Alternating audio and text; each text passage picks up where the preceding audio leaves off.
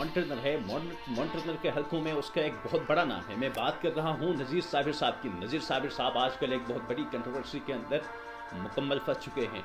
वो तब फंसे जब अली सतपारा और उसके साथी के केटू को सर करने की मुहिम जोई पर मौजूद थे। उस वक्त उन्होंने एक वीडियो बयान जारी की और उसमें सबसे पहले तो उसने अली सतपारा को डिग्रेड करने की भरपूर कोशिश की, और दूसरा उसके जो अल्फाज थे, उसके जो अल्फाजों का जो चुनाव था वो बड़ा सख्त किस्म का था।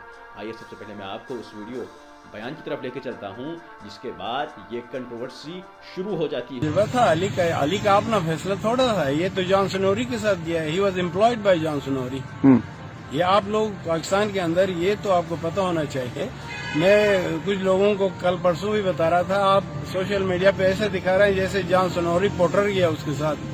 John Snorri came all the way from Switzerland, he employed Ali Sadpara. तो इसका चॉइस थोड़ा था, he went to work for money.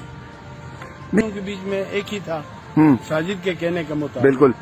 तो बात ये है कि ये इस तरह की फजूल बातें क्यों कर रहे हैं, बचगाना बातें हैं। मेरे भाई भी ये हुई है कि नेपालियों की बिल्कुल नकल की है इन्होंने।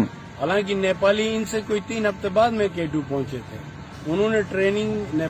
उसके बाद दूसरी वीडियो नज़ीर साबिर की आ जाती है। उसमें वो पूरी कौम से माफ़ी मांगते हुए नजर आते हैं और वो ये कहते हैं कि जो कुछ हो गया मैं गलत था, मेरे अल्फाजों का चुनाव गलत था, मैं पूरी कौम से माफ़ी का तलबकार हूँ।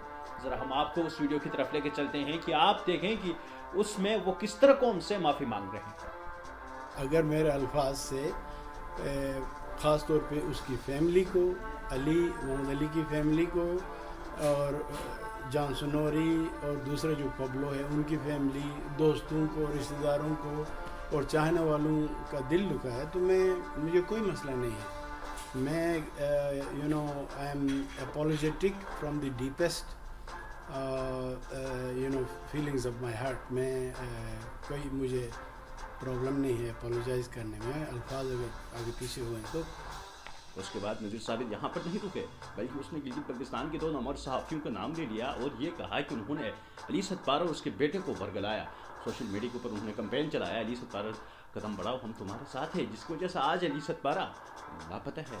और एक वीडियो जारी की जिसमें गिलगित बल्तिस्तान के 2 नामवर सहाफ़ी, जिसमें से एक का नाम जमील नगरी और निसार अब्बास के ऊपर सख्त किस्म के इल्ज़ाम लगाए गए। आइए चलते हैं, हम आपको उस वीडियो की तरफ लेके चलते हैं। सब ने ये कहा हल का पनी है, वो एक बेवकूफ़ है जमील नगरी, आप बहुत सारे जानते होंगे। डेट इडियट और अब्बास निसार अब्बास, ये 2 बंदे हैं जिन्होंने बेदखल कर दिया और मरवा भी ये इन्होंने दिया। इंटरनेशनल मीडिया अली सतपारा कदम बढ़ाओ हम तुम्हारे साथ हैं, सोशल मीडिया ने मार दिया।